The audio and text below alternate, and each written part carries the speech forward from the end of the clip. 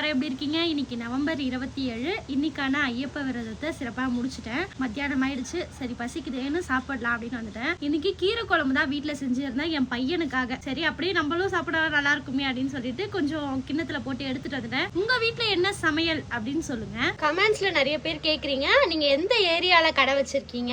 அதே மாதிரி ஒரு அண்ணா வந்து திருமழிசையில இருந்து தான் நான் பாக்குறேன், கண்டிப்பா உங்க கடைக்கு வரேன் அப்படின்னு சொல்லிட்டு, அந்த அண்ணா மட்டும் இல்லாம இன்னும் நிறைய பேர் கண்டிப்பா உங்க கடைக்கு நான் ஒரு நாள் வரேன்க்கா அப்படின்னு சொல்லியிருந்தீங்க. கண்டிப்பா ஒரு நாள் நம்ம கடைக்கு வாங்க, ஆனா வரும்போது நான் வந்து உங்க வீடியோஸ் பார்த்துட்டு வரேன்க்கா அப்படின்னு சொல்லுங்க. அப்புறம் இன்னொரு கமெண்ட் வந்திருந்தது, உங்க கடையில வெஜ் மீல்ஸ் எவ்வளோ, நான்வெஜ் மீல்ஸ் எவ்வளோ அப்படின்னு சொல்லி கேட்டிருந்தீங்க.